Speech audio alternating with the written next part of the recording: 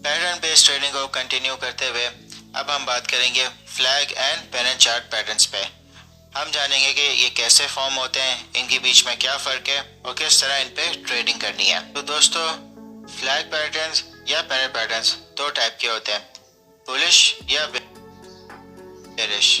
तो सबसे पहले स्टार्ट करते हैं फ्लैग पैटर्न्स की और स्टार्ट करते हैं बुलिश फ्लैग से। तो दोस्तों, स्टार्ट करते हैं बुलिश फ्लैग से। बुलिश फ्लैग में जो प्राइस एक्शन होता है वो अप ट्रेंड में होता है। एक बहुत शार्प अप ट्रेंड होता है जिसमें कंसेक्यूटिव ग्रीन कैंडल्स बन रही होती है। तो जो आपकी ये स्ट्रेट लाइन बनती है इसको कहते हैं फ्लैग पोल। तो दोस्तों, जब ये शार्प अप ट्रेंड चल रहा होता है तो काफ़ी वॉल्यूम भी होती है। फिर उसके बाद इसको रेजिस्टेंस मिलती है जिसमें ये थोड़ी सेलिंग होती है, जिसकी वजह से एक डाउन ट्रेंड बनता है। मगर इसमें इसको कहते हैं कंसोलिडेशन फेज, क्योंकि इस डाउन ट्रेंड में ये छोटे सपोर्ट और रेजिस्टेंस दोनों बना रहा होता है। तो दो कंसेक्यूटिव सपोर्ट और रेजिस्टेंस के बाद फिर इसका ब्रेकआउट होता है। तो आप चैनल के थ्रू यूज करके ये इसकी लाइंस बना सकते हो। इस तरह आपका चैनल बन जाएगा। तो दोस्तों, जब इसके दो कंसेक्यूटिव सपोर्ट और रेजिस्टेंस के बाद फिर इसका ब्रेकआउट होगा और दोबारा से एक शार्प अप ट्रेंड चलेगा। अब जो आपका टारगेट होगा इसका, जो इसका नेक्स्ट शार्प अप ट्रेंड होगा वो फ्लैग पोल के बराबर होगा। तो आप एक बहुत अच्छी ट्रेड बना सकते हो। मगर आपने ट्रेडिंग इस तरह करनी है कि जब भी पूरा एक फ्लैग पैटर्न कंप्लीट हो जाए और यहाँ पे ब्रेकआउट हो जाए, तो जो फर्स्ट ब्रेकआउट कैंडल होगी वो आपकी कंफर्मेशन होगी और उसमें वॉल्यूम ज़्यादा होना चाहिए। तो उस ब्रेकआउट कैंडल पे उसका जो लोअर विक होगी वहाँ पे आप अपना स्टॉप लॉस लगाओगे और जो इसकी नेक्स्ट कैंडल होगी वहाँ से आप लॉन्ग की पोजीशन या आप स्पॉट में बाई कर सकते हो और आपका टारगेट फ्लैग पोल की लेंथ के बराबर होगा। अब बुलिश फ्लैग की तरह पेनेंट भी वैसा ही होता है। जो बुलिश पेनेंट होता है सेम उसमें फ्लैग पोल होता है, एक शार्प अप ट्रेंड होता है। मगर जिस तरह बुलिश फ्लैग में पैरेलल लाइंस थी, इसमें क्या होता है कि इसमें एक दो ट्रेंड लाइंस हैं जिसमें जो प्राइस एक्शन है वो साइडवेज मूव करता हुआ स्क्वीज हो रहा होता है। अगर आप देखो कि इसके जो सपोर्ट रेजिस्टेंस है वो एक दूसरे के करीब आना शुरू होती है, फिर यहाँ पे इसका ब्रेकआउट हो जाता है और सेम फ्लैग पोल का की जो लेंथ है वही टारगेट इसका ब्रेकआउट टारगेट होता है। तो दोस्तों, फ्लैग और पेनेंट में फ़र्क सिर्फ ये है कि फ्लैग में पैरेलल ट्रेंड लाइंस होती हैं और जो पेनेंट है उसमें आप कह सकते हो कि ट्रायंगल फॉर्म हो रहा होता है जिसमें जो प्राइस एक्शन है वो स्क्वीज आउट हो रहा होता है। सिर्फ इतना सा फ़र्क है फ्लैग और पेनेंट में।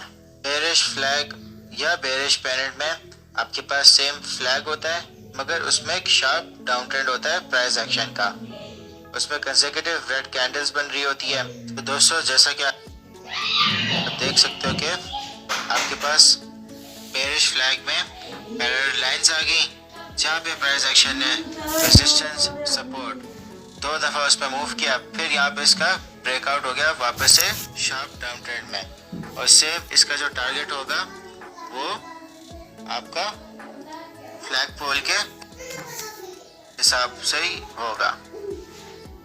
और इसी तरह आपको बेरिश पेनेंट में आपको प्राइस स्क्वीज आउट होती हुई नजर आएगी, दो बार रेजिस्टेंस पे दो बार सपोर्ट पे, फिर इसका वापस से शार्प डाउन ट्रेंड हो जाएगा। दोनों बेरिश फ्लैग और बेरिश टेनेंट में आपने कंफर्मेशन का वेट करना है कि जब इसकी ब्रेकआउट हो, इसका जो फर्स्ट कैंडल होगी अगर उसमें वॉल्यूम होगा तो आप उसके नेक्स्ट कैंडल पे आप ट्रेड कर सकते हो, एक शॉर्ट पोजीशन ले सकते हो। तो दोस्तों, आपको bullish flag, bullish pennant, bearish flag और बेरिश पेनेंट दोनों समझ आ गएंगे। तो चार्ट्स पर चलते हैं और इनको आइडेंटिफाई करते हैं। तो दोस्तों, जैसा कि आप देख सकते हो कि यहाँ पे एक शार्प अप ट्रेंड बना है, तो यहाँ पे आपका फ्लैग पोल बन गया, फिर यहाँ पे इसको रेजिस्टेंस मिली और यहाँ पे इसके पैरेलल चैनल बन गए। आपके पास एक बार सपोर्ट, एक बार रेजिस्टेंस, एक बार सपोर्ट, दूसरी बार रेजिस्टेंस, फिर तीसरी बार इसने ब्रेकआउट की प्राइस एक्शन बनाया और फिर किसने वॉल्यूम से इसने इसको ब्रेकआउट किया। तो जो आपने ट्रेड लेनी आपने इस कैंडल पे लेनी थी। ये जो सेकंड ग्रीन कैंडल बनी है, और इसका जो स्टॉप लॉस था वो आपकी फर्स्ट ग्रीन कैंडल का, जो आपकी ब्रेकआउट कैंडल है, उसकी लोअर विक या लोअर बॉडी पे होना चाहिए था। तो आपका स्टॉप लॉस यहाँ पे होता, और जो फ्लैग की आपकी हाइट है वो आपका टारगेट बन जाता। दोस्तों जैसा कि आप देख सकते हो कि यहाँ पे एक बेरिश पेनेट बन रहा है। आप देख सकते हो कि यहाँ पे एक शार्प डाउन ट्रेंड चला, फिर यहाँ पे कंसोलिडेशन आई, फिर ब्रेकआउट हो गया वापस से शार्प डाउन ट्रेंड, और जो फ्लैग पोल की हाइट है वो आपके ब्रेकआउट के बाद एग्जैक्टली अपने टारगेट पे लग रही है। तो दोस्तों फ्लैग या पेनेट इनको आइडेंटिफाई करना बहुत आसान होता है। तो जब भी आप इनकी फ्लैग पोल बनाओगे, आप सिंपली एक लाइन बना दें प्राइस एक्शन को देखते हुए कि क्या कोई शार्प अप ट्रेंड या डाउन ट्रेंड हो रहा है।